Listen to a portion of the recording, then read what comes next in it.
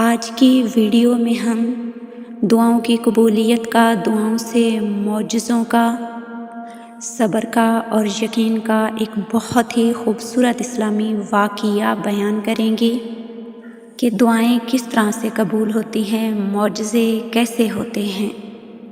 ہم میں سے اکثر لوگوں کو بعض اوقات ایسا ضرور لگتا ہے کہ شاید ہماری دعائیں قبول نہیں ہو رہی، اور ایسا محسوس ہوتا ہے کہ سب کچھ وہیں کا وہیں رکا ہوا ہے، جیسے دعائیں مانگنے سے پہلے تھا، جیسے تہجد پڑھنے سے پہلے تھا۔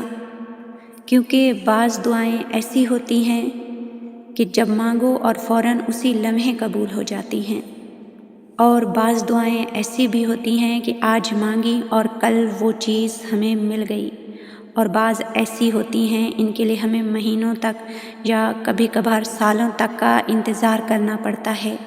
لیکن اس انتظار کا مطلب بالکل بھی یہ نہیں ہوتا کہ وہ دعائیں قبول نہیں ہوں گی، بس ہر آزمائش کا وقت مقرر ہے، اور ہر اس مقرر وقت تک ہمیں صبر کرنا ہوتا ہے، اور ساتھ ساتھ مسلسل مانگتے بھی رہنا ہے۔ جانتے ہو قبولیت کی بہترین نشانی ہی یہی ہے کہ تسلسل کے ساتھ اللہ سے مانگتے رہنا۔ اور ایک بات جو ہمیشہ زندگی میں یاد رکھنی ہے کہ دعائیں ہمیشہ قبول ہوتی ہیں، ہمیشہ۔ جب بندہ اپنے پاک پروردگار کے سامنے دعا کے لیے ہاتھ اٹھاتا ہے، وہ تب عطا کرتا ہے۔ رسول اللہ صلی اللہ علیہ وآلہ وسلم نے فرمایا، تم میں سے ہر ایک کی دعا قبول ہوگی، بشرط یہ کہ وہ جلدی نہ کرے، یعنی یہ نہ کہے کہ میں نے تو دعا کی پر میری دعا قبول نہیں ہوئی۔ انسان کا اللہ تعالیٰ سے سب سے قریب ترین تعلق دعا کا ہے، اور جو رہتا ہی دل میں ہے، اس سے اس دل کا پردہ کیسا؟ تو پھر اس سے مانگو، جو بھی چاہیے اس کے لیے اسے مناؤ۔ اگر وہ تمہیں اس مقام پر لے آیا ہے جہاں تم بے بسی سے جھولی پھیلائے اس کے روبرو کھڑے ہو، تو یقین رکھو اس نے اس جھولی کو تمہاری چاہت سے بھرنے کا ارادہ باندھ رکھا ہے۔ بس تم دعا اپنی اوقات کو دیکھ کر نہیں، بلکہ اپنے رب کی شان کو دیکھ کر مانگا کرو۔ اور دنیا کے سارے راستے بھی اگر بند ہو جائیں نا، تو دعاؤں میں اتنی طاقت ہوتی ہے کہ دعاؤں سے آسمانی راستے کھل جاتے ہیں۔ حضرت ابراہیم علیہ السلام جانتے تھے خدا اپنے ارادے پورے کرتا ہے، ان کی دعاؤں کو رد نہیں کرتا۔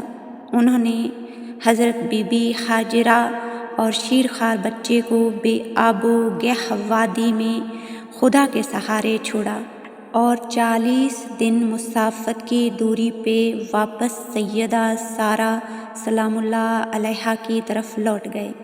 بی بی ہاجرہ سلام اللہ علیہا اور شیرخوار حضرت اسماعیل علیہ السلام کے لیے چاروں طرف ہیبت سے کھڑے پہاڑوں کے بیچ گرم ریگزار صحرا میں ایک بوند بھی پانی نہ تھا۔ اوپر دھوپ سے بھرا آسمان آگ برسا رہا تھا۔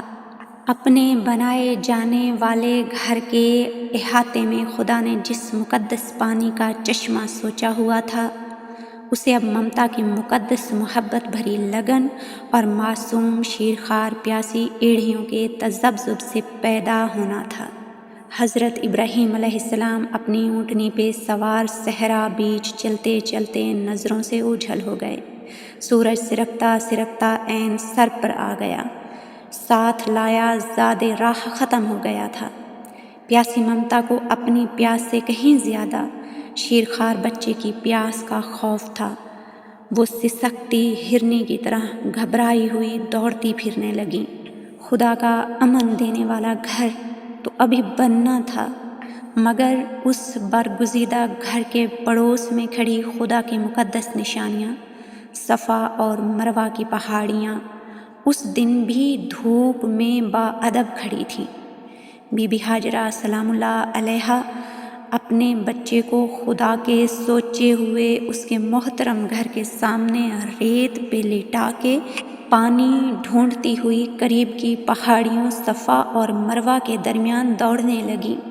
دوڑتے دوڑتے چاروں اطراف پانی تلاش کرتی، ایک نظر لیٹے ہوئے اپنے بیٹے اسماعیل علیہ السلام کو دیکھتی، مبادا کوئی جنگلی جانور نہ ادھر حملہ آور ہو جائے، روتا روتا پیاسا شیرخوار بے دم نہ ہو جائے۔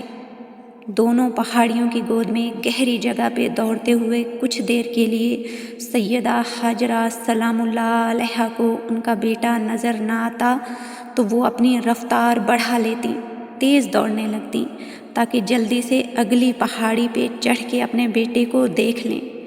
بس صفا سے مروہ اور مروہ سے صفا کے درمیان 7 بار وہ دوڑی تھی۔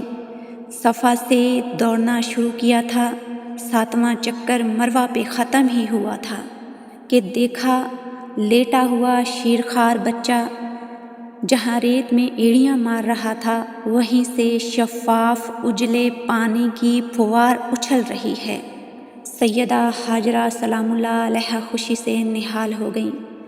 آسمان سے اترے ایک فرشتے کی آواز بھی آ گئی، جاؤ تمہاری دعا سنی گئی۔ تلاش پوری ہوئی، پانی پہنچ گیا، چشمہ قائم ہوا اور تمہارا ان پہاڑیوں کے بیچ میں بھاگنا بھی۔ سیدہ حاجرہ سلام اللہ علیہا برق رفتاری سے دوڑتی اپنے بچے کی طرف آئیں۔ ایڑیوں سے نکلتا پانی ایسے تیزی سے پھیلے جا رہا تھا جیسے فرشتے اس پر مار رہے ہوں۔ لیٹے بچے کی ایڑیوں سے نکل کے پھیلتے پانی کو دیکھ کے پانی سے بولیں، ٹھہر ٹھہر زمزم۔ نکلتا ہوا میٹھے پانی، خوشگوار پانی کا چشمہ قیامت تک کے لیے وہیں ٹھہر گیا۔ جس کے نصیب میں پیاسی روحوں کی پیاس بجھانا لکھ دیا گیا۔